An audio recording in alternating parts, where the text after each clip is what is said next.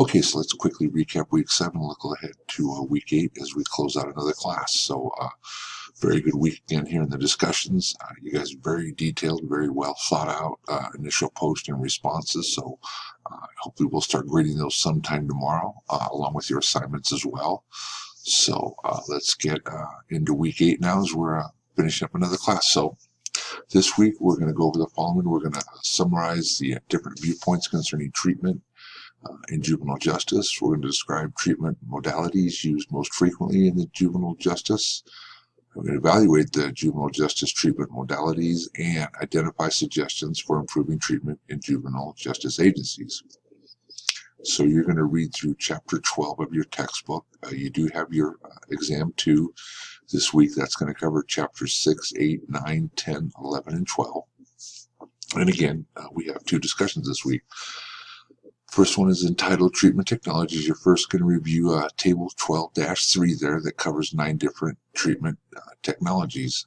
Of the 9 treatment technologies in this table, which approach or approaches would you say would likely benefit most offenders regardless of their specific needs? And explain your reasoning. Then for a second discussion, you're going to take the role of a juvenile life coach. The person you are going through first is a 16-year-old female who's always putting herself down.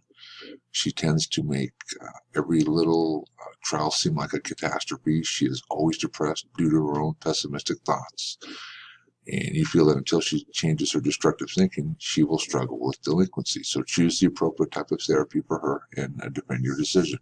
And as to always remember in these discussions to respond to at least 2 other posts as well. Okay, then for your week 8 writing assignment, you're going to be creating a juvenile delinquency prevention program. In developing this program, the federal government is giving you unlimited funds to create a juvenile delinquency program. So what type of program would you create and why? And what would be the core premise of your program? Remember, again, this assignment should be at least 350 words, and please remember to use the correct APA citations and formats on this assignment.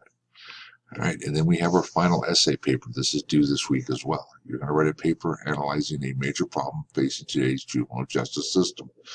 The central purpose of this project is to have you analyze, evaluate, and simulate the way the juvenile justice system has or has not addressed a problem and the purpose to a solution. You've already selected your topic. You did this in week 3. So please review the paper requirements to get all of the pertinent details and information that this paper needs.